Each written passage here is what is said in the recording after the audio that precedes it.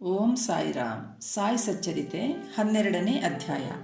ಕಾಕ ಮಹಾಜನಿ, ಧುಮಾಳ, ನಿಮೋಣಕರ, ಮೂಳೆಶಾಸ್ತ್ರಿ, ಡಾಕ್ಟರ ಮುಂತಾದವರ ಅನುಭವಗಳು.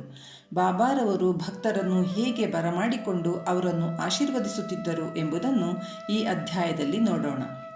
ಸಂತರ ಧ್ಯೇಯ: ದುಷ್ಟರನ್ನು ಶಿಕ್ಷಿಸಿ ಶಿಷ್ಟರನ್ನು ರಕ್ಷಿಸಲೊಸುಗವೇ ಪರಮಾತ್ಮನು ಅನೇಕ ಅವತಾರಗಳನ್ನೆತ್ತಿದನೆಂಬುದು ಸರ್ವರಿಗೂ ತಿಳಿದ ಅಂಶ. ಆದರೆ ಸಂತರ ಧ್ಯೇಯವೇ ಬೇರೆ. ದುಷ್ಟರಾಗಲಿ ಒಳ್ಳೆಯವರಾಗಲಿ ಎಲ್ಲರೂ ಅವರ ದೃಷ್ಟಿಯಲ್ಲಿ ಒಂದೇ. ಮೊದಲು ದುಷ್ಕರ್ಮಿಗಳಿಗೋಸುಗ ವ್ಯಥೆಪಟ್ಟುಕೊಂಡು ಅವರನ್ನು ಸಂತರು ಒಳ್ಳೆಯ ಹಾದಿಗೆ ತರಲು ಯತ್ನಿಸುತ್ತಾರೆ. ಭವಸಾಗರವನ್ನು ನಿರ್ಮೂಲ ಮಾಡುವ ಅಗಸ್ತ್ಯರವರು. ದೇವರು ಸಂತರಲ್ಲಿ ವಾಸಿಸುತ್ತಾನೆ. ಆದುದರಿಂದ ಸಂತರು ಪರಮಾತ್ಮನಿಂದ ಬೇರೆಯಲ್ಲ. ಇಂತಹ ಸಂತರ ಗುಂಪಿಗೆ ಸೇರಿದವರಲ್ಲಿ ಶ್ರೀ ಸಾಯಿಬಾಬಾ ಅಗ್ರಗಣ್ಯರು.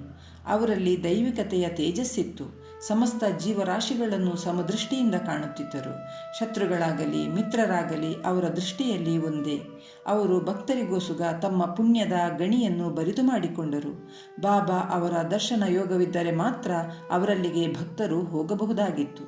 ಅವರ ಯೋಗ ಬರದಿದ್ದರೆ, ಬಾಬಾರವರು ಅವರನ್ನು ಜ್ಞಾಪಿಸಿಕೊಳ್ಳದಿದ್ದರೆ ಅಥವಾ ಅವರ ಲೀಲೆಗಳು ಭಕ್ತರ ಕಿವಿಗಳನ್ನು ತಲುಪದೇ ಇದ್ದರೆ ಅಂಥವರು ಬಾಬಾರವರನ್ನು ಕಾಣಬೇಕೆಂಬ ಚಿಂತನೆಯನ್ನಾದರೂ ಹೇಗೆ ಮಾಡಬಹುದು? ಸಾಯಿಬಾಬಾರವರನ್ನು ಕಾಣಬೇಕೆಂದು ಅಭಿಲಾಷೆ ಇಟ್ಟುಕೊಂಡ ಅನೇಕರಿಗೆ ಅವರ ಮಹಾಸಮಾಧಿ ನಡೆಯುವ ತನಕವೂ ಅವರ ದರ್ಶನ ಪಡೆಯಲು ಅವಕಾಶ ದೊರೆಯಲೇ ಇಲ್ಲ. ಇಂಥವರು ಅವರಲ್ಲಿ ದೃಢ ವಿಶ್ವಾಸವನ್ನಿಟ್ಟು ಅವರ ಲೀಲೆಗಳನ್ನು ಕೇಳಿದರೆ ಅವರ ದರ್ಶನಾಕಾಂಕ್ಷೆ ನೆರವೇರಿದಂತೆಯೇ. ಬಾಬಾರವರ ದರ್ಶನ ಪಡೆದು ಶಿರಡಿಯಲ್ಲಿಯೇ ಬಹಳ ದಿವಸವಿರಲು ಸಾಧ್ಯವಿರಲಿಲ್ಲ. ಬಾಬಾರವರು ಒಪ್ಪಿಗೆ ಕೊಡುವವರೆಗೆ ಅಲ್ಲಿ ಇರಬಹುದಾಗಿದ್ದಿತು. ಅಂತೆಯೇ ಅವರು ಅಪ್ಪಣೆ ಕೊಟ್ಟ ನಂತರವೇ ಶಿರಡಿಯನ್ನು ಬಿಟ್ಟು ಹೊರಡಬೇಕಾಗುತ್ತಿತ್ತು. ಎಲ್ಲವೂ ಅವರ ಇಚ್ಛೆಯನ್ನವಲಂಬಿಸಿತ್ತು.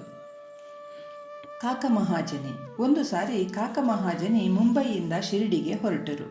ಅಲ್ಲಿ ಗೋಕುಲಾಷ್ಟಮಿ ಸಮಾರಂಭವನ್ನು ನೋಡಲೋಸುಗ 1 ವಾರ ಇರಬೇಕೆಂದು ಅವರು ನಿರ್ಧರಿಸಿದ್ದರು.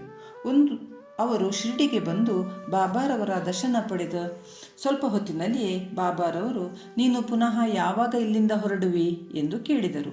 ಕಾಕ ಮಹಾಜನಿಯವರಿಗೆ ಆಶ್ಚರ್ಯವಾಯಿತು. ಉತ್ತರ ಕೊಡಲೇಬೇಕಾಯಿತು. ನೀವು ಯಾವಾಗ ಅಪ್ಪಣೆ ಕೊಡುವಿರೋ ಆಗ ನಾನು ಹೊರಡಲು ಸಿದ್ಧ ಎಂದು ಉತ್ತರಿಸಿದರು. ಆಗ ಬಾಬಾರವರು, ನಾಳೆ ಹೊರಡು ಎಂದರು. ಬಾಬಾರವರ ವಚನಗಳು ಶಾಸನಗಳಿದ್ದಂತೆ. ಅವುಗಳನ್ನು ಪಾಲಿಸಲೇಬೇಕಿತ್ತು. ಅವರು ಬಾಬಾರವರ ಆಜ್ಞೆಯಂತೆ ಮರುದಿನ ಹೊರಟರು. ಅವರು ಮುಂಬಯಿಯನ್ನು ತಲುಪಿ ಕಚೇರಿಗೆ ಹೋದಾಗ ಅವರ ಮಾಲೀಕನು ಅವರ ಬರುವನ್ನೇ ಕಾಯುತ್ತಿದ್ದನೆಂದು ತಿಳಿದು ಬಂತು. ಅಲ್ಲಿನ ಮ್ಯಾನೇಜರಿಗೆ ಜ್ವರ ಬಂದಿದ್ದರಿಂದ ಕಾಕ ಮಹಾಜನಿಯವರ ಅಗತ್ಯವಿದ್ದಿತು.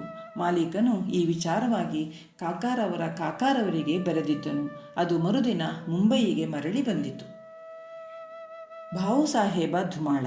ಒಮ್ಮೆ ನಾಸಿಕದ ವಕೀಲರಾದ ಭಾವುಸಾಹೇಬ ಧುಮಾಳರು ಒಂದು ಮೊಕದ್ದಮೆಗಾಗಿ ನಿಫಾಡಕ್ಕೆ ಹೋಗುತ್ತಿದ್ದರು.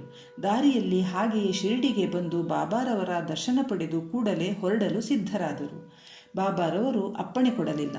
ಶಿರಡಿಯಲ್ಲಿ 1 ವಾರ ತಂಗುವಂತೆ ಹೇಳಿದರು. ಅದೇ ಸಮಯದಲ್ಲಿ ನಿಫಾಡದ ನ್ಯಾಯಾಧೀಶರು ರೋಗಪೀಡಿತರಾಗಿ ಮಲಗಿದ್ದರಿಂದ ಮೊಕದ್ದಮೆಯನ್ನು 1 ವಾರ ಮುಂದೂಡಿದ್ದರು. ನಂತರ ಧುಮಾಳರಿಗೆ ಹೋಗಲು ಬಾಬಾ ಅನುಮತಿ ನೀಡಿದರು. ಈ ಮೊಕದ್ದಮೆ ಕೆಲವು ತಿಂಗಳು ಕಾಲ 3-4 ನ್ಯಾಯಾಧೀಶರಿಂದ ವಿಚಾರಿಸಲ್ಪಟ್ಟು ಧುಮಾಳ ಅವರು ಜಯಶೀಲರಾದರು. ಶ್ರೀಮತಿ ನಿಮೋಣಕರ. ನಿಮೋಣದ ವಾರಸುದಾರರು ಮತ್ತು ಗೌರವ ನ್ಯಾಯಾಧೀಶರೂ ಆದ ಶ್ರೀ ನಾನಾ ಸಾಹೇಬ ನಿಮೋಣಕರ ಅವರು ತಮ್ಮ ಪತ್ನಿಯೊಡನೆ ಶಿರಡಿಯಲ್ಲಿ ತಂಗಿದ್ದರು. ಇವರಿಬ್ಬರು ದಿನದ ಬಹುಕಾಲವನ್ನು ಬಾಬಾರವರ ಸೇವೆಗೆ ಮುಡಿಪಾಗಿಟ್ಟು ಮಸೀದಿಯಲ್ಲಿಯೇ ಇರುತ್ತಿದ್ದರು. ಇದ್ದಕ್ಕಿದ್ದಂತೆಯೇ ಬೇಲಾಪುರದಲ್ಲಿದ್ದ ಅವರ ಮಗನು ಹಾಸಿಗೆ ಹಿಡಿದು ಮಲಗಿದ್ದರಿಂದ ಶ್ರೀಮತಿಯವರು ಕೂಡಲೇ ಬೇಲಾಪುರಕ್ಕೆ ಹೋಗಿ ತಮ್ಮ ಮಗನನ್ನು ನೋಡಿ ಅಲ್ಲಿ ಕೆಲವು ಕಾಲವಿರಬೇಕೆಂದು ಮನಸ್ಸು ಮಾಡಿ ಹೊರಡಲನು ಆದರು. ಆದರೆ ಶ್ರೀಯುತ ನಿಮೋಣಕರ ಅವರು ಮಗನನ್ನು ನೋಡಿಕೊಂಡು ಮರುದಿನವೇ ಬರುವಂತೆ ಹೇಳಿದರು. ಶ್ರೀಮತಿಯವರಿಗೆ ಏನೂ ತೋಚದಾಯಿತು. ಆಗ ಬಾಬಾರವರು ಅವರ ಸಹಾಯಕ್ಕೆ ಬಂದರು. ಬಾಬಾರವರು ವಾಡಾದ ಸಮೀಪದಲ್ಲಿ ನಾನಾ ಸಾಹೇಬ ಮತ್ತು ಕೆಲವರೊಡನೆ ಕಲೆತು ಮಾತನಾಡುತ್ತಿದ್ದರು. ಆಗ ಶ್ರೀಮತಿಯವರು ಬಂದು ಅವರ ಪಾದಗಳಿಗೆ ಎರಗಿ ಹೊರಡಲು ಅನುಮತಿ ಬೇಡಿದರು.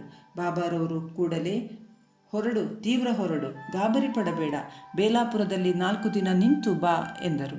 ಬಾಬಾರವರ ಮಾತುಗಳು ಎಷ್ಟು ಸಮಯೋಚಿತ ಎಂಬುದನ್ನು ವಾಚಕರೇ ಊಹಿಸಬಹುದು. ನಾಸಿಕದ ಮೂಳೆಶಾಸ್ತ್ರಿ.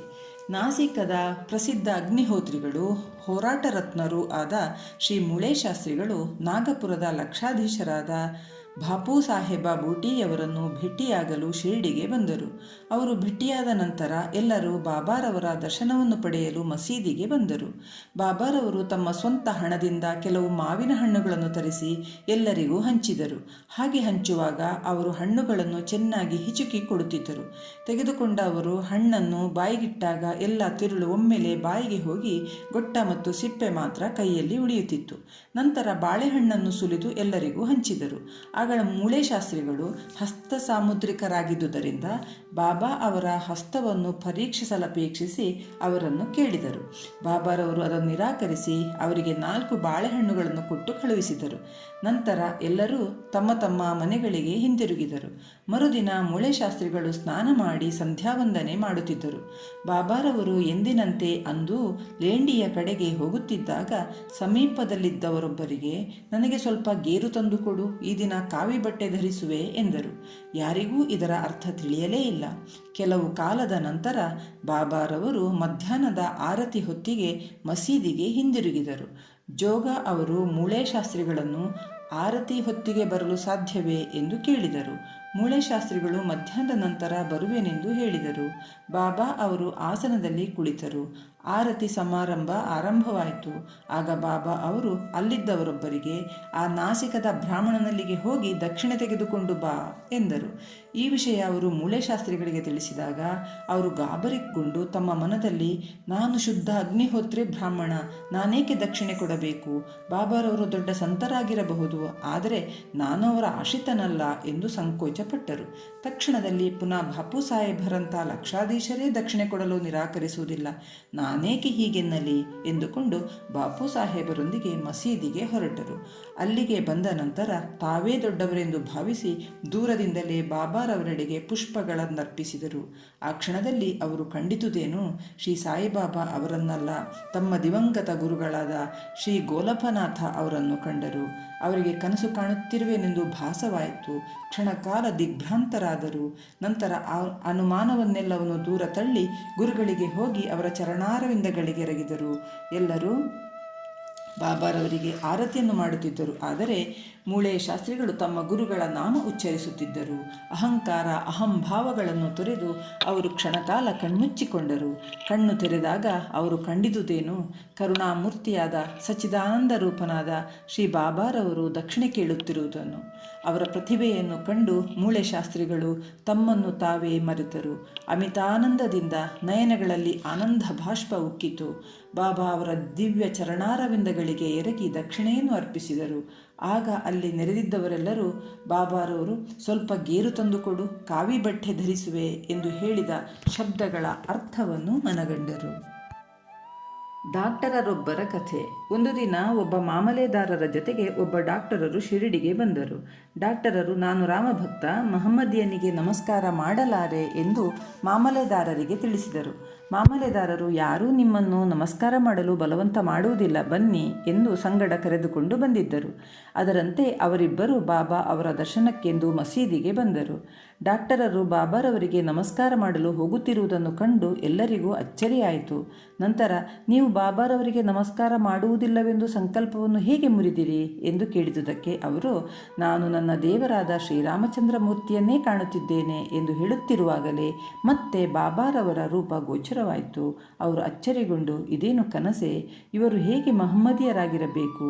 ಇವರು ಯೋಗ ಸಂಪನ್ನರು, ಪರಮಾತ್ಮನ ಅವತಾರ ರೂಪಿಗಳು ಎಂದು ಹೇಳಿದರು. ಮರುದಿನ ಅವರು ಉಪವಾಸವಿರಲು ಪಣತೊಟ್ಟರು. ಆ ದಿನ ಬಾಬಾರವರು ಆಶೀರ್ವದಿಸುವ ತನಕ ಮಸೀದಿಗೆ ಹೋಗುವುದಿಲ್ಲವೆಂದು ಡಾಕ್ಟರರು ಮನೆಯಲ್ಲೇ ಕುಳಿತಿದ್ದರು. ಹೀಗೆ 3 ದಿನ ಕಳೆದವು. 4ನೆಯ ದಿನ ಅವರು ತಮ್ಮ ಆಪ್ತ ಸ್ನೇಹಿತರೊಡನೆ ತಾವಾಗಿಯೇ ಮಸೀದಿಗೆ ಹೊರಟರು. ಬಾಬಾರವರಿಗೆ ನಮಸ್ಕಾರ ಮಾಡಿದರು. ಆಗ ಬಾಬಾರವರು, ನಿನ್ನನ್ನು ಕರೆಯಲು ಯಾರಾದರೂ ಬಂದಿದ್ದರೇ ಎಂದು ಕೇಳಿದರು. ಇದನ್ನು ಕೇಳಿ ಡಾಕ್ಟರರ ಮನಸ್ಸು ಕರಗಿತು. ಅದೇ ರಾತ್ರಿ ಕನಸಿನಲ್ಲಿ ಬಾಬಾರವರಿಂದ ಆಶೀರ್ವದಿಸಲ್ಪಟ್ಟರು. ನಂತರ ತಮ್ಮ ಊರಿಗೆ ಹಿಂದಿರುಗಿ ಅದೇ ಕನಸನ್ನು 15 ದಿನಗಳವರೆಗೆ ಕಂಡರು. ಈ ರೀತಿ ಅವರಿಗೆ ಬಾಬಾರವರಲ್ಲಿ ಭಕ್ತಿ ಮಿಗಿಲಾಯಿತು, ನೂರ್ಮಡಿಯಾಯಿತು. ನಮ್ಮ ಗುರುವಿನಲ್ಲಿ ನಮಗೆ ಅಚಲ ನಂಬಿಕೆ ಮತ್ತು ವಿಶ್ವಾಸಗಳಿರಬೇಕು ಎಂಬುದೇ ನೀತಿ ಎಂಬಲ್ಲಿಗೆ ಸಾಯಿ ಸಚ್ಚರಿತೆಯ 12ನೇ ಅಧ್ಯಾಯವು ಮುಗಿಯಿತು. ಓಂ ಸಾಯಿರಾಮ್. ಓಂ ಸಾಯಿ ಪ್ರಣಾಮ್.